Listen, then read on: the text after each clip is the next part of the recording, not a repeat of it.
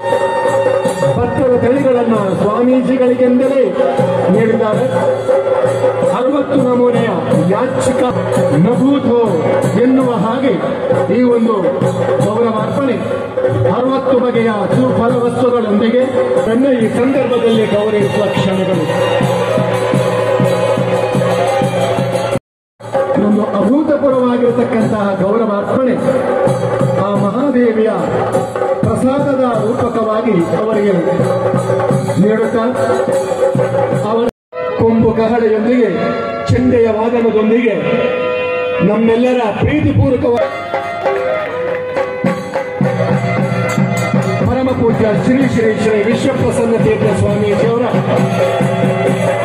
ಗುರುವಂದನಾ ಕಾರ್ಯಕ್ರಮ ಹುಟ್ಟೂರ ಅಭಿನಂದನೆ ನಿಜವಾಗಿಯೂ ಕೂಡ ಶ್ಲಾಘನೀಯ, ಸ್ಮರಣೀಯ, ವರ್ಣೀಯ.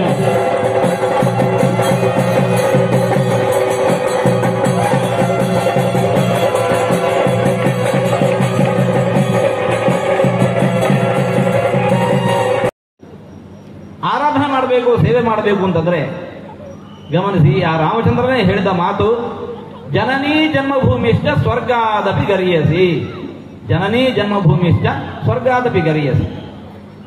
ಶ್ರೀರಾಮಚಂದ್ರ ನಮ್ಮ ಮಾತೆಯರಿಗೆ, ನಮ್ಮ ಮಾತೃಭೂಮಿಗೆ ಎಷ್ಟು ಗೌರವ ಕೊಡಬೇಕು, ಸ್ವರ್ಗಕ್ಕಿಂತಲೂ ಮಿಗಿಲು ಅಂತ ಅಷ್ಟು ದೊಡ್ಡ ಗೌರವವನ್ನು ಶ್ರೀರಾಮಚಂದ್ರ ಕೊಟ್ಟಿದ್ದಾನೆ.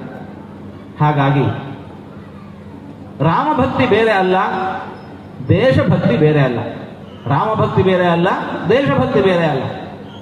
ಈ ನೆಲೆಯಲ್ಲಿ ದೇಶದ ಸೇವೆ ಬೇರೆ ಅಲ್ಲ, ಆ ರಾಮನ ಸೇವೆ ಬೇರೆ ಅಲ್ಲ.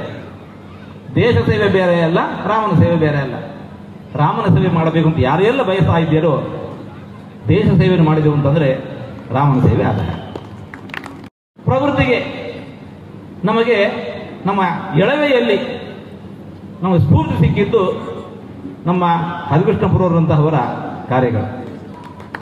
ಅವರ 60ನೇ ವರ್ಷದ ಶಾಂತಿಗೆ ಅವರು ಮಾಡಿದ್ದು 100 ಮನೆಗಳನ್ನು ನಿರ್ಮಾಣ ಮಾಡಿ ಬನ್ನಿ, ಯಾರಿಗೆ ಆಶ್ರಯ ಇಲ್ಲ ಬನ್ನಿ ಇಲ್ಲಿ ಆಶ್ರಯ ಪಡೆದುಕೊಳ್ಳಿ ಅಂತ ಹೇಳಿದರು. ಅವರ ಹೃದಯ ವೈಶಾಲ್ಯ ನಾವು ಗಮನಿಸಬೇಕು. ಈಗ ತಾನೇ ಅವರ ಹೃದಯ ವೈಶಾಲ್ಯ ಏನು ಅನ್ನೋದನ್ನು ಮತ್ತೆ ಪುನಃ ನಾವು ಈ ವೇದಿಕೆಯಲ್ಲಿ ಕಂಡೆವು.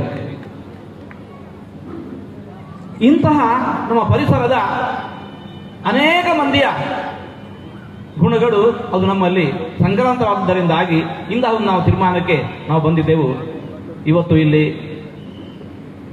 ತಾಯಿಯ ಪ್ರಸಾದ ರೂಪದಲ್ಲಿ 5 ಮಂದಿಗೆ ಗೃಹ ನಿರ್ಮಾಣವಾಗ್ತಾ ಇರುವಂತಹದ್ದು ತುಂಬಾ ಸಂತಸವನ್ನು ತಂದಿಟ್ಟಿದೆ.